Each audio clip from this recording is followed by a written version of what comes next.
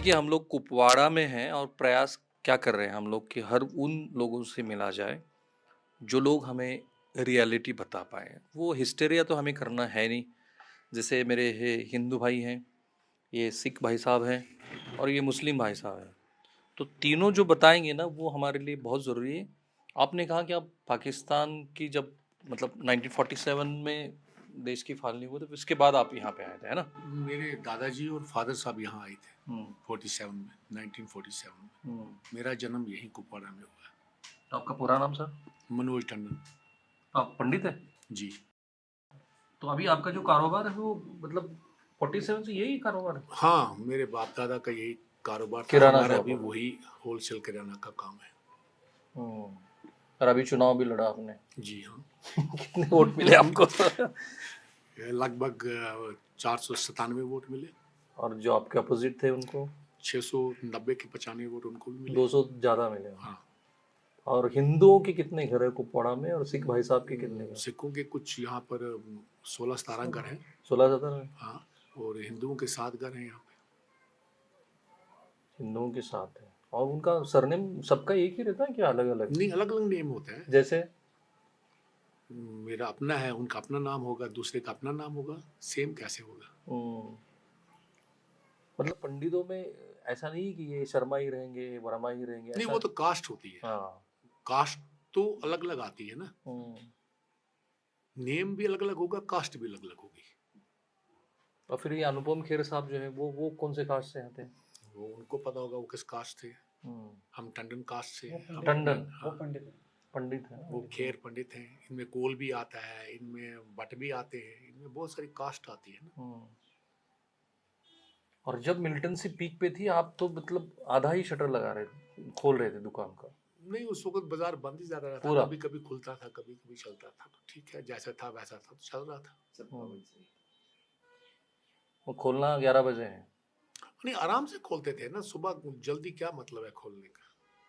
सर्दी होती थी 11 बजे खोलते थे, 10 बजे खोलते थे, शाम को जल्दी चले जाते थे। और अभी का क्या माहौल है कुपवाड़ा में? अच्छा है, आप तो खुद देख रहे हैं। ये अटैक के बाद आपने कहा कि लोगों के दिल में इतना दर्द हुआ कि सब लोग पहली बार खुल के सामने आए, जी। है ना? हाँ बिल्कुल, क्यों नहीं। देखिए, ये जो हादसा हुआ, जो सान्या हुआ, इसके हम बिल्कुल खिलाफ हैं। मैंने आपसे अभी भी उस चीज़ के लिए अर्ज़ की थी कि देखिए, ये पहली दफ़ा हमारे मुफ्ती साहिबान, उलमा साहिबान या हमारे लोग हर वैली के कोने कोने से सड़कों पर आए, बिना किसी के कहने के। एक दिन पूरा वैली में काल रहा इसके लिए। हम्म। तो ये तभी हुआ कि लोगों को दर्द कि ये नहीं होना चाहिए था। और फिर इस्लाम में इसकी कोई जगह नहीं है। किसी का कत्ल करो, नाहक कत्ल करो, क्यों? क्या मतलब? हम इस चीज़ के साथ नहीं। और आप कह रहे हैं ये पहली बार हुआ? हाँ, क्यों नहीं। नहीं मतलब लोग इतने खुले दिल से हाँ, सामने खुले आए दिल से हैं, सामने आए, थोड़ी ना वो पहली किसी बार हुआ ये? दर्द महसूस हुआ, हर एक को दर्द था। कई लोगों ने रात को खाना भी नहीं खाया, इवन कि कश्मीर में। और फिर आप देखिए, उस कत्लेआम के बाद लोगों ने उनको अपने हाथों से उठाया है। हमारे मतलब घरों में रखा है उनको। उनको फर्स्ट एड जहाँ तक मिल सका दिया है। और फिर हमारे जो टैक्सी यूनियन के थे, उन्होंने टैक्सी फ्री कर दी उनके लिए। तो यही सवाल आप जरा इनसे पूछिए, एयरलाइंस वालों से, उन्होंने तो रेट डबल कर दिए। कहाँ वो, कहाँ हम? ये तो हमारी कश्मीरियत है ना। लेकिन ये दबा उन लोगों के मतलब जानों से नहीं, हमारी कश्मीरियत पर दबा है। ये जो हुआ, ये नहीं होना चाहिए। हम इस चीज़ के खिलाफ तो आजाद भाई इन्होंने तो कहा कि ये इस्लाम में कहाँ आता है ना? जी। हम्म। किसी भी बेगुनाह को कत्ल करना हम्म। इस्लाम में कतई तौर मना है। और महिलाओं पे अगर वार भी हो, अगर जंग भी हो, उस सूरत में भी महिलाओं को एग्जेम्प्ट किया गया है, बच्चों को एग्जेम्प्ट किया गया है इस्लाम में। और बिना हथियार के सैनिक भी अगर होता है अपोजिट साइड का, तो उसको भी कत्ल करना मना है इस्लाम में। और ये जो भी हो रहा है, ये इस्लाम के नाम पे हो रहा है, इस्लाम को बदनाम करने के लिए हो रहा है। नहीं लेकिन ये 3 दशक से चल रहा है ना। ये 3 दशक से चल रहा है, और 3 दशक से इसके पीछे बहुत सारे फैक्टर्स रेस्पॉन्सिबल हैं। उन वजह से हो रहा है, ये सिर्फ इस्लाम का नाम लेकर हो रहा है। ये तो हर जगह पे हो रहा है। ऐसा नहीं है कि टेररिज्म के शिकार सिर्फ हम कश्मीर में, इस वक्त पूरी दुनिया में देखा जाए मुख्तलिफ इलाकों में इस तरह की चीज़ें चलती हैं। रिलीजियस बेस पे जो है कुछ फंडामेंटलिस्ट फ्रिंज एलिमेंट्स होते हैं, वो रिलीजन का नाम लेकर ये चीज़ें करते हैं, बिकॉज वो उनके लिए इजी टूल रहता है। वो इस्लाम को या किसी भी धर्म को हो, एक टेररिस्ट टूल यूज करता है। असल में टेररिस्ट का कोई रिलीजन नहीं होता। वो तो सही है, लेकिन जब पंडितों अगर को अगर मैं मानता हूँ 2 मिनट के लिए मैं मान जाता हूँ, अगर ये मारने वाला एक मुसलमान था तो उसको तो इस्लाम मना कर रहा है। और अगर ये मारने वाला हिंदू है तो हिंदुइज्म में भी इस तरह का कोई भी प्रोविजन नहीं है कि आप किसी निहत्ते शहरी को कत्ल करो। और अगर वो किसी भी धर्म से हो, कोई भी धर्म इस चीज की इजाजत नहीं देता है। प्रॉब्लम क्या है मैं बताता हूँ आजाद भाई। अब जब जी ये मैं सब देश को दिखा रहा हूँ तो लोग ये कहते हैं कि फिर पंडित जब बाहर चले गए जी तो यहाँ के लोगों ने प्रोटेस्ट क्यों नहीं किया? देखिए, वहाँ उस समय स्थिति अलग थी। मैं आपको ये बोलना चाहता हूँ जाती तौर पे, मैं पला बड़ा हूँ एक ऐसे माहौल में जहाँ पे मेरा घर का किचन गार्डन और जो हमारे पंडित लोग था, हमारा किचन गार्डन एक था, बीच में कोई बैरियर नहीं था। आई स्टिल रिमेम्बर, एक आंटी होती थी, उनको स्वर्ग में भगवान जगह दे, वो अपना वो लंबा चोगा उतार के 4 लाठियों पे रखती थी। मैं बिल्कुल छोटा था, मुझे वो धुंधली तस्वीर अभी भी याद है। मेरी माँ को बोलती थी ये धूप में काला हो जाएगा, और मुझे उसके नीचे छाया में रखती थी। एक ही किचन गार्डन होता था। मेरी माँ को क्योंकि सास नहीं थी, आई स्टिल रिमेम्बर, धुंधली तस्वीरें मुझे अभी भी याद है। वो बेटी कह के उसको बुलाती थी और साथ में उनको सिखाती थी कि आप किचन गार्डन में कैसे काम करो। मुझे पूरा याद है वो तस्वीरें। अब रोकने वाली जो बात आप कह रहे हैं, उस वक़्त हालत ऐसी थी कि सिर्फ़ यहाँ पे जो है हिंदू भाइयों का पलायन नहीं हुआ, उस दौरान हमारे स्कॉलर्स जो है, मुस्लिम स्कॉलर्स का भी किलिंग हो गया। उस वक़्त हमारे यहाँ पे जो बड़े-बड़े डॉक्टर थे, डॉक्टर मुशीरुल हक जो कश्मीर यूनिवर्सिटी के वीसी थे, उनका कत्ल हो गया। डॉक्टर खुरू जो रिनाउंड डॉक्टर थे कश्मीर के, तो उनका कत्ल हो गया यहाँ पे। यहाँ पे हमारे आलिम दीन थे, मुफ्ती जमालुद्दीन कुपवारा की बात कर रहा हूँ मैं, उनका कत्ल हुआ। ये जो सबसे ज़्यादा किलिंग तब होती थी अननोन गनमैन की होती थी। ये अननोन कौन होता था ये अभी तक पता नहीं चला, और ये चीज़ें आती रही हैं। आपकी बात सही है कि रुकाया नहीं गया, बड़ा अनफॉर्चुनेट है। और मैं ये मानता हूँ कि उस वक़्त हिंदू भाइयों के साथ ज़ुल्म हुआ, लेकिन एट द सेम टाइम अगर आप कंपैरेटिवली देखा जाए, मुस्लिम्स के साथ क्या हुआ? अगर मैं तो कंडेम करता हूँ किसी भी एक सिविलियन की, इनोसेंट की किलिंग को। वंधामा गांदरबल में मुझे याद है जो कत्ल हुआ था, उसमें नाम आया था एक मिलिटेंट कमांडर का, टेररिस्ट का, बम्बार खान। लेकिन 2010 में मैंने देखा, मैं वहाँ खीर भवानी माता का मेला लगता है, मैं वहाँ गया था अपने भाइयों को वेलकम करने के लिए। आई सा ए वुमन देयर, वो बेच रही थी दिए उनके लिए और पानी रखा था। तो मैंने उससे बात की, ओल्ड एज औरत थी। मैंने कहा आप कौन हो, क्या कर रहे हो, आप क्यों यहाँ पे? बोला ये हमारे मेहमान दूर से आते हैं, पंडित भाई है। Then I inquired about that lady, I came to know she was the brother of that बम्बार खान, तो जिसकी डेथ पहले हुई थी। लेकिन कहना ये है कि सब लोग टेररिस्ट नहीं है। नहीं, लेकिन दिक्कत क्या रोकने है, की मैं आपको बताता हूँ। जी जब भी ये वीडियो अब सोशल मीडिया पे आता है तो आपको लेके ही सवाल पूछे जाते हैं, है ना? आपको लेके, मतलब जो पंडित इतनी मात्रा में चले गए तब तो कुछ हुआ नहीं, किसी ने रोका नहीं। अब पंडित पूरे चले गए, हिंदू चले गए, तो अब जो बचे हैं उनको भी दिक्कत में लाना है, ये प्रयास किया जा रहा है। नहीं नहीं, इस चीज़ का ऐसा नहीं है। मुझे, जहाँ तक मेरी सोच है, मुझे लगता है कि जो काम जिन लोगों ने ये कत्लेआम किया है पहलगाम में, ये पूरे देश को आग लगाने का कत्लेआम है, मुझे लगता है। ताकि देखिए, टेररिस्ट जो होता है वो आएगा, गोली मारेगा, भाग जाएगा। ये वेल प्लान्ड काम था। मुझे लगता है कि उन्होंने नाम पूछा, तो धर्म पूछा। वो इसलिए पूछा ताकि ये आवाज़ हिंदुस्तान में जाए और हिंदू मुस्लिम एक बवाल खड़ा हो जाए। इसके पीछे मुझे यही जो मकसद फॉर्चुनेटली हुआ नहीं, वो एक अच्छी बात है कि ये हुआ बहुत नहीं। अच्छी बात है कि ये हुआ नहीं, और इससे भी उनकी वो जो उनका मंशा थी। प्लान था, मंशा था, वो फेल हो गया।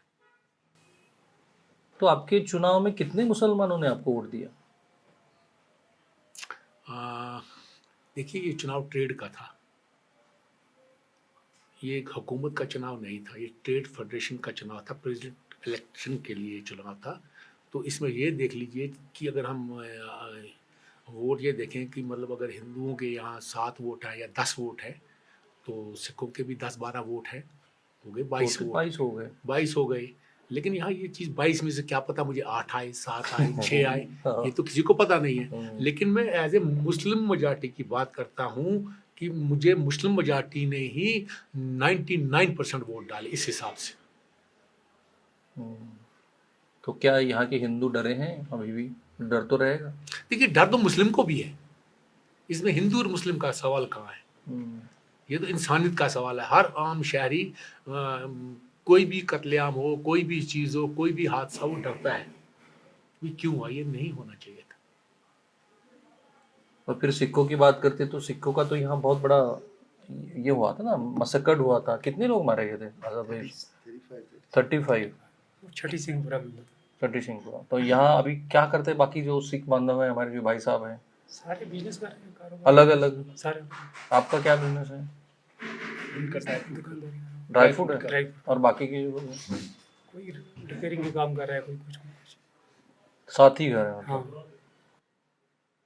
और फिर ये जब हादसा हुआ तो लोग कह रहे हैं कि अभी पाकिस्तान को ऑल आउट करके छोड़ना ही चाहिए। आपको लगता है ऐसा हो सकता है? हाँ? क्या इस बारे में हम कुछ नहीं करेंगे, उनको पता होगा। थोड़े डरे डरे से हैं आप? ये ऑल आउट की बात हो रही है ज़्यादा। देखिए जी, पहले ये बात है कि ऑल आउट की जो बात हो रही है, जंग किसी भी सूरत में अगर देखा जाए मसले का हल नहीं है। जंग में क्या होगा, और इनोसेंट लोगों की किलिंग होगी from both sides, beat our side, beat their side. और वहाँ पे हमारा एक और साइड भी है जो पाकिस्तानी ऑक्यूपाइड कश्मीर है। देयर आर ओन पीपल, वो ज्यादा सफर करेंगे। जंग हल नहीं है, लेकिन जरूर इस बात को छोड़ना भी नहीं है। इस तरह से इंटरनेशनल लेवल पे इस तरह की लॉबिंग करनी है, ताकि अगर इसमें इन्वॉल्वमेंट पाकिस्तान की है, जो कि बज़ाहिर लग रहा है, और एनआई की जो रिपोर्ट भी जो आ रहे हैं, इंडिकेटर्स आ रहे हैं, अगर ऐसी चीज़ है तो उनको इंटरनेशनल लेवल पे हमें घेरे में लेना होगा और उन पे सैंक्शंस की कोशिश करनी चाहिए। उनको इकोनॉमिकली हमें डिसएम्पावर करना है, ताकि वो खुद अपने ठिकाने, इंस्टेड ऑफ वार की सूरत में। अभी हमने देखा रशियन यूक्रेन वार जो हुआ है, वो किसी को एक्सपेक्टेड ये नहीं था कि अगर हम शुरुआत करते हैं जंग की, और ये कब तक चलेगा। तो और इसमें बहुत साल हो गए, और हम सब लोग बजायर, बिकॉज हम इमोशनल हैं इस वक्त, शायद पूरे देशवासी इस वक्त इमोशनल है कि भाई हमें जंग में उतरना चाहिए। जंगी जुनून एक आम शहरी, पूरे कश्मीर में भी लोगों के जहन में यही है कि भाई एक ही बार कर दो, या तो हमें खत्म कर दो, या फिर हमें इस मुसीबत से आज़ादी दे दो। आए दिन हमारे बच्चे मर रहे हैं। तो लेकिन जंग किसी भी सूरत में अगर देखा जाए तो हल नहीं हो सकता है। हो सकता है ये लंबे समय तक, हम एक उभरती हुई मईशियत हैं, पूरा देश जो है एक ग्रोइंग इकोनॉमी है। आने वाले समय में हम देख रहे हैं एक सुपर पावर बनने की क्षमता है हमारे देश में, तो उसमें हमारा भी कहीं ना कहीं नुकसान हो सकता है। बोल रहा हूँ, ये तो मतलब कितने दिन सहेंगे ये वाला मामला है ना, कि अभी भी देखिए दुकान थोड़ा सा लेट खुल रहे हैं, शाम को जल्दी बंद हो रहे हैं, और जब ये अटैक हुआ उसके बाद तो लोगों ने आना ही छोड़ दिया इधर। तो कुछ ना कुछ तो बड़ा करना चाहिए होगा ना आपको? क्या सोचते हैं आप? नहीं नहीं, आपका कहना ठीक है। मैं तो ये कहूँगा कि ये कुछ दिनों का है, ये लोगों में थोड़ा डर है। तो लोग वापस आएंगे? वापस आएंगे नेचुरली है। देखिए, आप आज से 4 साल 3 साल पहले बैक चले जाइए, उस वक्त के माहौल में आज के माहौल में बहुत फ़र्क है। मैं तो अपने गवर्नर साहब को इस चीज़ के लिए, सेना साहब को इस चीज़ के लिए मुबारकबाद पेश करता हूँ। उनकी सोच से, उनकी विजन से एक अमन, एक शांति का माहौल बना कश्मीर में, वो उन्हीं की देन है। तो ये बदलाव आप देख रहे थे पिछले 3 साल में, बदलाव हो रहा था। क्यों? सुबह 7 बजे 8 बजे बाजार खुलते थे, टूरिस्ट की तादाद दिन ब दिन बढ़ रही थी, बॉलीवुड हॉलीवुड तक यहाँ आ गया। तो लोगों को एक नया, देखिए हर कोई आदमी, मतलब अगर 1% या आधा % कोई ऐसा होगा जो ये चाहेगा, वो तो हर देश में होता है, वो जरूरी नहीं कि कश्मीर में ही होगा, हिंदुस्तान में भी कहीं ना कहीं बैठा होगा। क्या वहाँ वो गुंडे मवाली जेब कुतरे नहीं है? अभी तो योगी जी ने मतलब थोड़ा सा अमन पैदा किया यूपी में, पहले क्या होता था आप ही बताइए ना। घर से बाहर निकलते डर लगता था, नहीं लगता था? वो यूपी बिहार की स्थिति अलग थी। नहीं, मेरी बात नहीं, सही कह रहे हैं आप। एक चीज है कि ये मिलिटेंट है, लॉ एंड ऑर्डर मेंटेन किया ना उन्होंने, तो आज अमन है ना। हमारे गवर्नर साहब ने लॉ एंड ऑर्डर मेंटेन किया, अमन है। लोग अमन चाहते हैं, अमन से जीना चाहते हैं। देखिए आज से 4 दिन पहले, 8 दिन पहले बाजार जो है 8 साढ़े 8 बजे, 9 बजे, इवन कुपवाड़ा तो आज भी 8 बजे बंद होता है। मैं कुपवाड़ा की बात करूंगा, लेकिन इससे पहले हमारे जो श्रीनगर में टूरिस्ट हफ्ते 10 बजे तक, 11 बजे तक खुले रहते थे। अब कुदरती बात है एक हुआ, और मुझे लगता है कि ये जो चीजें हैं हमारे कश्मीर को तरक्की करते हुए नहीं देख सकते ये लोग। वो सभी लोग कह रहे हैं, पाकिस्तान मैं तो नहीं ये चाहता वो है। नहीं चाहता कि कश्मीर तरक्की करे, कश्मीरी लोग आगे बढ़े, क्योंकि उन्होंने अपने, आप खुद देख लीजिए पार के हालात कश्मीर के क्या है इस वक्त। वो लोग क्यों पूरा मांग रहे हैं, दिवालिया निकल चुका क्यों है। मांग रहे हैं? आप देखिए वहां पर मतलब खाने पीने की चीजों का रेट क्या है, कितने हाई रेट्स है। हमारा कंपैरिजन उनसे नहीं होता। हमारा कल्चर कश्मीर का अलग है, हम कश्मीरी लोग मतलब तो अभी मेहमान क्या नवाज करना हैं। चाहिए, आपको क्या लगता है? एक लिमिटेड स्ट्राइक करना चाहिए या फिर देखिए बड़ा जंग का ही ऐलान देखिए कर? फिलहाल भाई आप आम देखिए नागरिक के तौर पे मैं पूछ रहा देखिए हूँ, हम मैं तो मैं क्या आप चाहते हैं उससे कोई मायना नहीं रखता। देखिए ये सोच ये करना जो हमारे लीडर है, पॉलिटिशियन वहाँ दिल्ली में बैठे हैं, ये उनका काम है। लेकिन हम इतना ही अपने अपने मतलब सोच से यही बता सकते हैं, जंग तो मसले का हल नहीं है, क्योंकि दोनों कंट्री न्यूक्लियर पावर है, ठीक है ना। तो एक इतना बड़ा हमारा विशाल देश, वो एक छोटा सा, हम किससे जंग करें? हमने सैंक्शन लगाए, हमारे प्रधानमंत्री साहब ने बहुत अच्छा किया। जब एक देश की इकॉनमी फेल होगी उसे समझ आ जाएगी मैंने क्या किया, मैंने क्यों किया। तो बाकी आप वो चाहते हैं कि हमसे एक फाइनेंशियल जो हाँ सैंक्शन है उसको उसको आप और टाइट कीजिए। ठीक, ना कि जंग करें। नहीं, जंग से क्या होगा? अभी देखिए यूक्रेन में जंग चल रही है, फिलिस्तीन में जंग चल रही है, इसराइल से जंग चल रही है, अभी तक कहीं कोई रास्ता निकल नहीं रहा उनका। अच्छा, एक पॉलिटिकल टिप्पणी आपने की थी हम लोग रिकॉर्डिंग शुरू करने से पहले। आपने कहा कि कांग्रेस की जो पॉलिसी है, ये मैं किसी पॉलिटिकल पार्टी को ब्लेम करने के लिए हम लोग यहाँ पे बैठे नहीं है, लेकिन जो हिस्ट्री अगर हम पॉलिटिकल देखें तो वो गलती वहां से हुई और फिर वो रीग इलेक्शन भी हुआ, जो आजाद साहब मुझे बार बार बताते हैं। हाँ देखिए गलती तो की उन्होंने, और गलती करने के बाद उसे संभाला भी क्यों नहीं कर। फिर सही है। अगर एक ठीक है मैंने गलती की, लेकिन मुझे कुछ घंटों के बाद दूसरे दिन तीसरे दिन को रियलाइज करना चाहिए कि भाई अब गलती हो गई, इसे संभालें कैसे। गलती की कांग्रेस ने। अगर हमारे एमएलए उस इलेक्शन में जीत जाते, गिलानी साहब जीत जाते, सजाद ये गनीम साहब हमारे जीत जाते, या हमारे मतलब मौलवी उमर फारूक साहब जीत जाते, या बाकी जीत जाते, तो क्या होता उससे? हुकूमत करते नहीं चलती, लोग बोलते ये इसमें काबिल काबिल नहीं है। लेकिन उन्होंने क्या किया, कांग्रेस ने एक कार्ड बनाया और कश्मीर को आग में झोंक दिया, और चलो अब जो का। तो उसके बाद कहाँ थे? 1.5 लाख बच्चे हमारे इसमें इन्वॉल्व हो गए। कांग्रेस का क्या गया टेररिज्म में। अभी तक कई माएँ ऐसी हैं जो सोचती हैं कि हमारा बच्चा पार है, कई सोचती है नहीं, कईयों को पता नहीं, कईयों का रो रो के बुरा हाल है। आप ये देखिए कि कब तक सबसे ज्यादा आपको हार्ट पेशेंट जो हैं वो कश्मीर में मिलेंगे। वजह क्या है? वजह यही है कि दिमागी तवाज़ुन बराबर नहीं था। ये सब चीज जो है मिलिटेंसी की देन है। अगर उस वक्त बॉर्डर्स को टाइट किया गया होता जैसे आज बॉर्डर्स टाइट है, ये तो 2000 मोदी जी के आने के बाद ही थोड़ा थोड़ा थोड़ा थोड़ा थोड़ा थोड़ा निजाम बनता गया कश्मीर का। उससे पहले कहाँ थे ये लोग? ये भी बताए ना आप। देना कांग्रेस आज हमें राहुल गांधी जी आते हैं, वो यात्रा निकालते हैं लंबी लंबी, वो करते हैं ये करते हैं, जवाब देना ओपनली आ जाए, डिबेट करें ना। मैं एक आम नागरिक हूँ, मैं मेरे साथ डिबेट करके देख लेना पहले। अगर मेरे जवाब वो दे देता है तो मैं कहूँगा नहीं वाकई ये एक मतलब काबिल पार्टी का लीडर है। और ये वास्तविकता भी है कि हिंदुओं को बहुत भुगतना पड़ा यहाँ पे। इसका नतीजा उन्हीं को भुगतना पड़ा, और कौन भुगतता? देखिए जब आपने अपने घर के खिड़की दरवाजे खुले छोड़ दिए, बाउंड्री है नहीं, तो लोग तो आएंगे, लोग तो जाएंगे। गलती तो आपने खुद की है, और ये सब कांग्रेस की देन है। मैं तो ओपनली कहूँगा क्यों नहीं है, जवाब दे देना। उनके बड़े बड़े लीडर हाँकते हैं ऐसे ऐसे, तो अपने पहले गिरेबान में तो जाके देखे। आज हमारे पंडित भाई टेंटों में बैठे हैं, उस देन किसकी है? इन्हीं लोगों की। तो साहब साल में क्या क्या फेस्टिवल मनाते हैं सिख जो हैं हमारे बांधव? बैसाखी मनाते हैं। बैसाखी जोर से होती है? हाँ ठीक ठाक। और सब दिवाली भी बना लेते हैं, सब कुछ मिक्स है। क्या हिंदू सिख खेती-बाड़ी सारे है इकट्ठे आपकी यहाँ पे? खेती-बाड़ी वगैरह है? खेती-बाड़ी नहीं है। नहीं है, यहाँ तो बहुत कम खेती-बाड़ी कम है। है, कम और आप क्या चाहते हैं, बम गिरा दें? है। नहीं जी, कम से कौन सा हाल है। देखिए कैसे कैसे मेरे सिख भाई साहब जो हैं, बिल्कुल आक्रामक भाषा नहीं है आपकी। हाँ, पापा जी तो हमेशा तलवार लेके खड़े रहते हैं।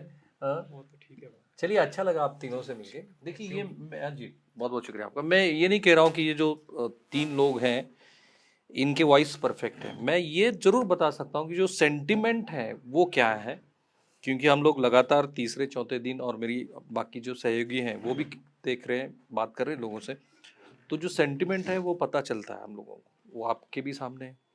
तो मुझे ज़रूर पता है की आप इस वीडियो के कमेंट बॉक्स में आप अपनी बात जरूर रखेंगे आणि ती तुमची जी भाषा असेल, तुमचं जे वक्तव्य असेल ते ह्या हिंदू बांधवासाठी, ह्या शीख बांधवासाठी आणि मुस्लिम बांधवासाठी फार महत्त्वाचं आहे. आपण काश्मीरच्या बाहेर बसून जे विचार करतो आहोत तसा इथे विचार नाही आहे. त्यांचं असं मत आहे की सगळे लोक एकत्रित पुढे आले, सगळ्यांनी निषेध व्यक्त केला, सगळ्यांना असं वाटतं की पाकिस्तान याच्या मागे आणि त्याचा बिमोड करायला हवा, सगळ्यांना असं वाटतं की हे किती दिवस आपण बघणार आहोत. कॅमेरामन प्रतीक जाधव सो मी राहुल कुलकर्णी, NDTV मराठी, कुपवाडा.